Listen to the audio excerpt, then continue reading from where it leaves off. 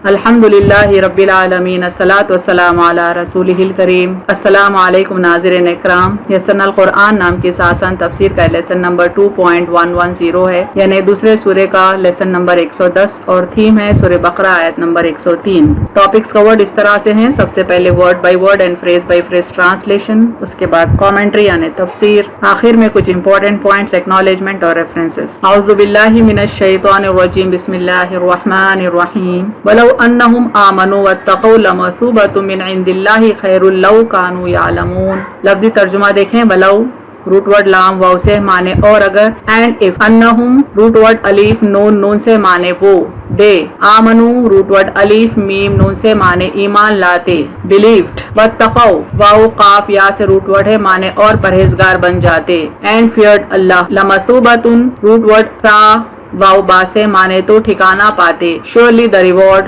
मिन root word मीम नून से माने से, ऑफ, इंदी रूट वर्ड आइन नून दाल से माने पास, फ्रॉम, अल्लाही रूट वर्ड अलीफ लाम हा से माने अल्लाह अल्लाह, खैरुन रूट वर्ड खा या वा से माने खैर, बेटर, लव रूट वर्ड लाम वाव से माने काश, इफ, कानू रूट वर्ड काफ वाव नून से माने वो होते, देव, यालमूना आइन लाम मीम से रूट वर्ड है माने वो जानते, नो।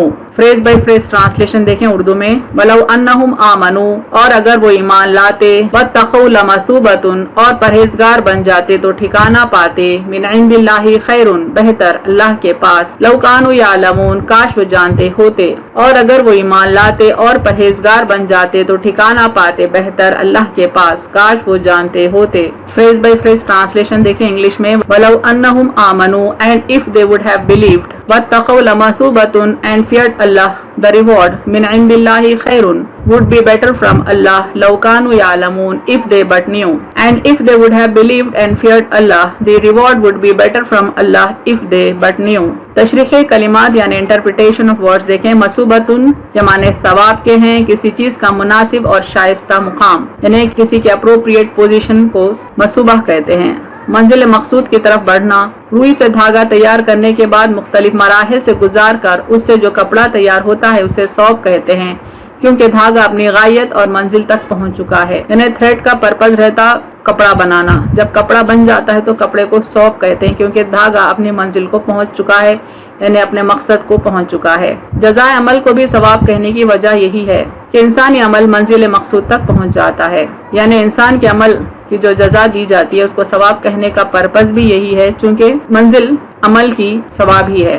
वल्लाहु इंदहु हुस्नुस सवाब, और अल्लाह ही के पास बेहतरीन जजा है। ये आयत की कंटिन्यूटी है पिछली आयत से। दोनों आयतों को हम सिलसिले से पढ़ेंगे ताकि कंटिन्यूटी समझ में आए। और उन्होंने उसकी पैरवी की जो शयातीन पढ़ते थे सुलेमान के मुल्क में, और कुफ्र नहीं किया सुलेमान अलैहिस्सलाम ने, लेकिन शयातीन ने कुफ्र किया। वो लोगों को जादू सिखाते, और जो दो फरिश्तों पर नाजिल किया गया बाबुल में हारूत और मारूत पर, और वो न सिखाते किसी को, यहाँ तक कि वो कह देते हम तो सिर्फ आजमाइश हैं, बस तो कुफ्र न कर। सो वो सीखते उन दोनों से वो जिसे जुदाई डालते आदमी और उसकी बीवी के दरमियान, और वो नुकसान नहीं पहुँचाने वाले किसी को मगर अल्लाह के हुक्म से, और वो सीखते जो उन्हें नुकसान पहुंचाए और नफा न दे, और अलबत्ता वो जान चुके हैं जिसने खरीदा नहीं उसके लिए आखिरत में कोई हिस्सा, और अलबत्ता बुरा है जिसके बदले उन्होंने बेच दिया अपने आप को, काश वो जानते होते। यह आयत पिछली थी, अब मौजूदा आयत ये है देखें। और अगर वो ईमान लाते और परहेजगार बन जाते तो ठिकाना पाते बेहतर अल्लाह के पास, काश वो जानते होते। यानी यहूद जादू टोने में मुलव्वस रहकर अपनी आखिरत भी बर्बाद कर लिए, और अल्लाह की लानत भी उन पर पड़ी है, और वो जादू भी इस किस्म का करते कि मियाँ बीवी में उसके सबब लड़ाई डाल देते। इसकी तफसील हम पिछले वीडियोस में देख चुके हैं। अब फोकस करेंगे आयत नंबर 103 सूरह बकरा की। तफसीर आयत देखें। इस्लामी तालीमात की रूह यह है कि इंसानों के दरमियान मोहब्बत और उखवत कायम रहे, यानी इस्लामी तालीमात जो है उसका बेसिक पर्पज यही रहता है कि इंसानों के दरमियान मोहब्बत रहे, उखवत रहे, भाईचारगी रहे। खास तौर पर खानदानी निज़ाम में मोहब्बत और हम आहंगी की फजा निज़ाम तमद्दुन में इस्तेहकाम और मुआशरत इस्लाह के लिए बहुत अहम है।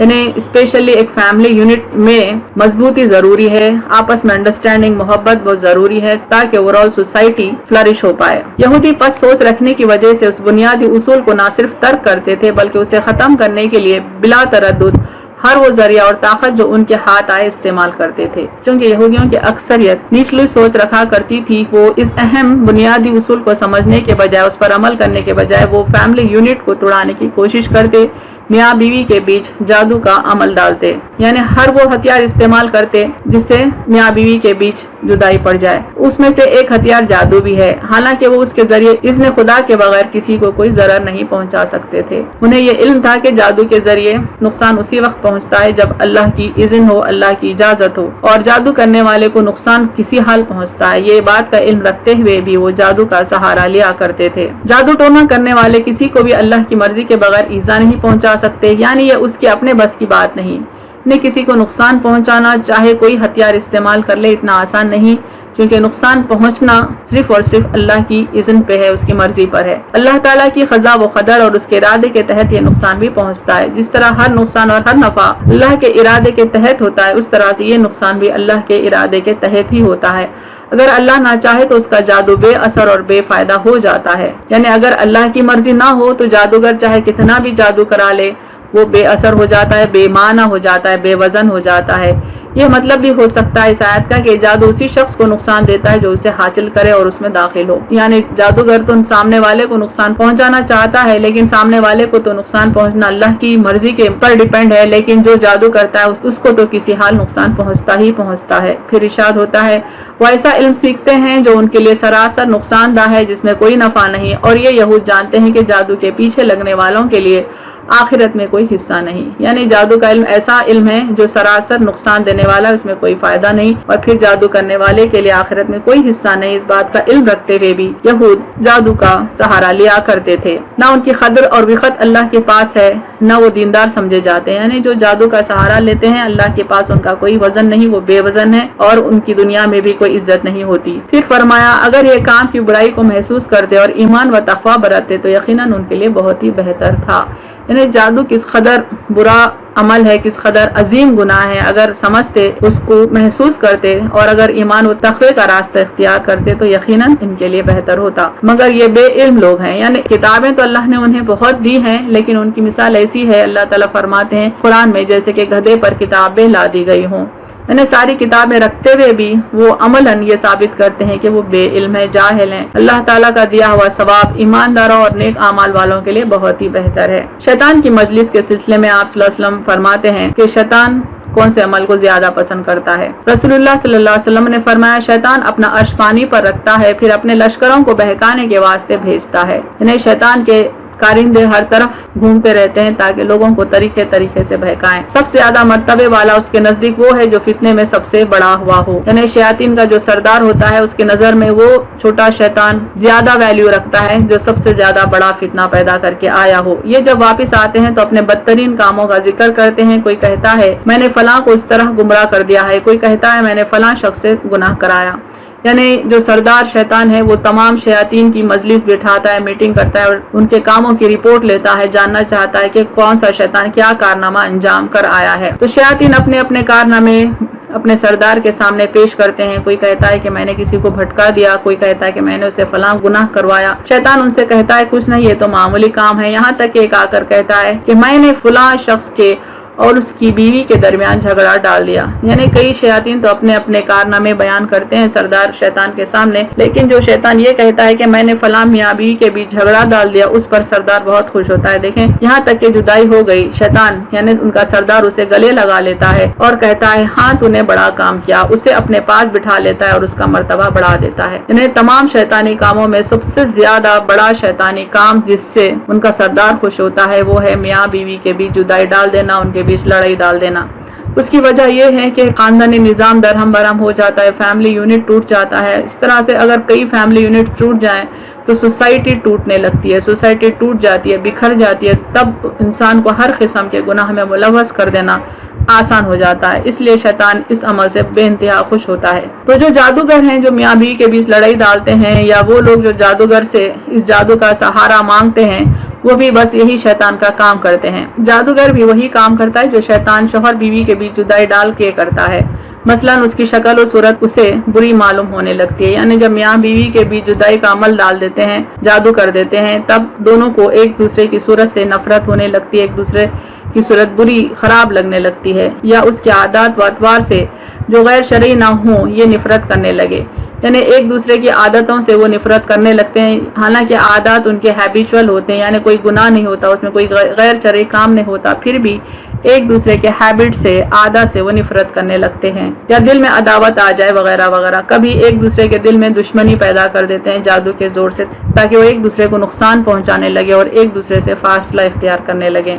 रफ्ता रफ्ता ये बातें इतनी बढ़ जाएं और आपस में जुदाई हो जाए। यानी जादू अगर बहुत ज्यादा ताकतवर है तो ये बातें बढ़ते बढ़ते आखिर में उन दोनों के बीच जुदाई पड़ जाती है। तो ये बिल्कुल वही काम है जो शयातीन करते हैं, या जिनसे शयातीन का सरदार खुश होता है। इस आयत में यह भी इस्तिदलाल बुजुर्गान दीन ने किया कि जादूगर काफिर है, क्योंकि आयत में अल्लाह ताला फरमाते हैं वलो अन्नहुम आमनु वत्तक़ू, और अगर वो ईमान लाते और परहेजगार बन जाते। यानी आयत के इस फ्रेज से मालूम होता है कि चूंकि उन्होंने जादू का अमल किया उनकी आखिरत बर्बाद हो जाएगी। कंपैरेटिवली अगर वो ईमान लाते और परहेजगारी करते, इससे मुराद ये हुआ कि जादू करना ईमान का अपोजिट है, यानी कुफ्र का रास्ता है। हजरत इमाम अहमद और सल्फ की एक जमात भी जादू सीखने वाले को काफिर कहती है। बास काफिर तो नहीं कहते, लेकिन फरमाते हैं कि जादूगर की हद यानी उसकी सजा ये है कि उसे कत्ल कर दिया जाए। यानी उल्मा में इख्तिलाफ है, बास काफिर का फतवा नहीं देते लेकिन उसको एक गुनाह कबीरा करार देते हैं और जादू करने वाले के लिए कत्ल की सजा मुकर्रर की गई है। देखें इस हदीस को। बहाला बिन उबैद कहते हैं हजरत उमर रज़ियल्लाहु ताला अन्हु ने अपने एक फरमान में लिखा था कि हर जादूगर मर्द औरत को कत्ल कर दो, चुनांचे हमने 3 जादूगरों की गर्दन मारी। इस सिलसिले में चंद अहादीस देखते हैं। पहली हदीस देखें, हजरत अबू हुरैरा रज़ियल्लाहु अन्हु ने बयान किया कि नबी करीम सल्लल्लाहु अलैहि वसल्लम ने फरमाया 7 मुहलिक गुनाहों से बचो, यानी 7 ऐसे गुनाह हैं जो हलाक कर देने वाले हैं, जो गुनाह कबीरा हैं। सहाबा ने अर्ज किया या रसूलुल्लाह वो क्या क्या है? हज़रत सल्लल्लाहु अलैहि वसल्लम ने फरमाया अल्लाह के साथ शिर्क करना। सबसे पहला गुनाह जो इंसान को हलाक करता है, तबाह व बर्बाद करता है, वो है शिर्क करना। दूसरा है जादू करना। देखें मैंने इसको फोकस किया है, जादू करना भी इंसान को हलाक कर देता है। यहाँ पे जरूरी नहीं कि ये जादू का अमल करने वाला हो, बल्कि तमाम वो लोग जो जादूगर के पास जाते हैं और उनकी मदद लेते हैं जादू करने के लिए, वो तमाम के तमाम जादू करने वालों में शुमार होते हैं। तो ये अमल इंसान को हलाक कर देता है, दुनिया में भी बर्बाद करता है और आखिरत में भी बर्बाद करता है। नाहक किसी की जान लेना जो अल्लाह ने हराम किया है, सूद खाना, यतीम का माल खाना, जंग के दिन पीठ फेरना और पाक दामन गाफिल मोमिन औरतों को तोहमत लगाना। एक रिवायत में है कि उम्मुल मोमिनीन हजरत हफ्सा रज़ियल्लाहु अन्हा पर उनकी एक लौंडी ने जादू किया, यानी गुलाम औरत ने हजरत हफ्सा रज़ियल्लाहु अन्हा पर जादू किया जिस पर उसे कत्ल किया गया। हजरत इमाम अहमद हम्बल फरमाते हैं 3 सहाबियों से जादूगर के कत्ल का फतवा साबित है। एक हदीस देखे, रसूलुल्लाह सल्लल्लाहु अलैहि वसल्लम ने फरमाया जादूगर की हद तलवार से कत्ल कर देना है, यानी जादूगर की सजा यह है कि इसको तलवार से कत्ल कर दिया जाए। हजरत अबू हुरैरा रज़ियल्लाहु अन्हु ने कहा रसूलुल्लाह सल्लल्लाहु अलैहि वसल्लम ने फरमाया तबाह कर देने वाली चीज अल्लाह के साथ शिर्क करना है, उससे बचो और जादू करने कराने से भी बचो। यानी 2 चीजों पर आप सल्लल्लाहु अलैहि वसल्लम फोकस कर रहे हैं कि 2 गुनाह ऐसे हैं जो इंसान को पूरी तरह तबाह कर देते हैं, वो है शिर्क करना और दूसरा है जादू करना कराना। ये हदीस में बताया गया है कि जो बंदा इल्म नुजूम सीखता है दरअसल वो जादू की एक शाख को सीखता है और जब तक वो एक काम करता रहेगा वो जादू करता रहेगा। और इस हदीस में बताया गया है कि वो शख्स जन्नत में नहीं जाएगा जो ये 3 बुराइयों में मुलव्वस है। एक है शराब पीना, और एक है रिश्तेदारी को खत्म करना, और एक है जादू का सहारा लेना। यानी रोजमर्रा के कामों में जो जादू का सहारा लेते हैं वैसे लोग भी जन्नत में दाखिल नहीं होते। जादू के इलाज के सिलसिले में चंद अहादीस मैंने यहाँ कोट किए हैं, ये देखें हदीस। साद बिन नबी वक़ास रज़ियल्लाहु अन्हु से रिवायत है कि नबी अकरम सल्लल्लाहु अलैहि वसल्लम ने फरमाया जो 7 अजवा खजूरें नहार मुंह खाएगा तो उस दिन उसे ना कोई जहर नुकसान पहुँचाएगा ना जादू। यानी अजवा खजूरें जो 7 की तादाद में खाएगा एक दिन के लिए वो जहर और जादू के असर से बचा रहेगा। अगर हर दिन वो खाने की आदत डाल ले तो फिर जादू और जहर उसको नुकसान नहीं पहुंचा पाएगा इंशाअल्लाह। जादू के इलाज के सिलसिले में एक और हदीस देखें। सैयदना अबू उमामा रज़ियल्लाहु अन्हु ने कहा कि मैंने रसूलुल्लाह सल्लल्लाहु अलैहि वसल्लम से सुना, आप सल्लल्लाहु अलैहि वसल्लम फरमाते थे कुरान पढ़ो इसलिए कि वो क़यामत के दिन अपने पढ़ने वालों का सिफारिशी होकर आएगा। आप सल्लल्लाहु अलैहि वसल्लम कुरान पढ़ने की नसीहत करते हैं क्योंकि कुरान हशर के दिन पढ़ने वाले की सिफारिश करेगा। और 2 सूरतें चमकती पढ़ो, खास तौर पे 2 सूरतों के पढ़ने का आप सल्लल्लाहु अलैहि वसल्लम ने حکم دیا، نصیحت کی۔ دیکھیں سورہ بقرہ اور سورہ آل عمران، اس لیے کہ وہ میدان قیامت میں آئیں گی گویا دو بادل ہیں یا وہ صاحبہ یا دو ٹکڑیاں ہیں اڑتے جانور کی، اور حجت کرتی ہوئی آئیں گی اور اپنے لوگوں کی طرف۔ اور سورہ بقرہ پڑھو کہ لینا اس کا برکت ہے اور چھوڑنا اس کا حسرت ہے، اور جادوگر لوگ اس کا مقابلہ نہیں کر سکتے۔ سورہ بقرہ کی خاص بات آپ صلی اللہ علیہ وسلم فرماتے ہیں کہ جادوگر لوگ اس کا مقابلہ نہیں کر سکتے، یعنی اگر کوئی فرد سورہ بقرہ کی تلاوت کرنے کا عادی ہے تو اس پر جادو اثر نہیں کر سکتا، چونکہ جادوگر اس سورہ کا مقابلہ نہیں کر سکتے، چونکہ یہ سورہ پڑھنے والے کی حفاظت کرے گا، جادو اس تک نہیں پہنچ پائے گا۔ اس تفسیر کے اہم نکات دیکھیں۔ شیطان کی نظر میں سب سے بڑا شیطانی کام شوہر اور بیوی کے بیچ جدائی ڈالنا ہے، کیونکہ اس سے خاندانی نظام بکھر جاتا ہے اور پھر انسان کو دوسرے گناہوں میں ملوث کرنا آسان ہو جاتا ہے۔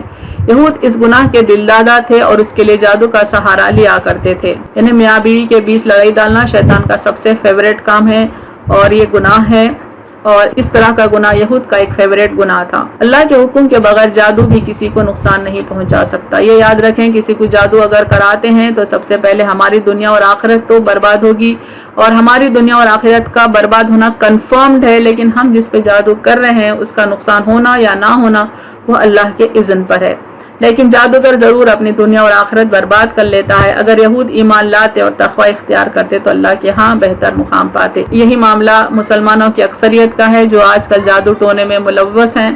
اللہ تعالیٰ فرماتے ہیں کہ اگر وہ ایمان لاتے اور تقوی اختیار کرتے تو ان کے حق میں بہتر ہوتا، یعنی صرف یہود کے لیے نہیں ہے بلکہ وہ مسلمانوں کے لیے بھی ہے جو جادو ٹونے میں ملوث ہے۔ بظاہر تو مسلمان ہیں لیکن عمل ان کا صفر ہے، نیکی کی طرف ان کا دل مائل نہیں بلکہ گناہوں میں وہ ملوث ہیں۔ تو اللہ تعالیٰ فرماتے ہیں کہ اگر بندہ ایمان کا راستہ، تقوی کا راستہ اختیار کرتا ہے تو یہ اس کے حق میں زیادہ بہتر ہے۔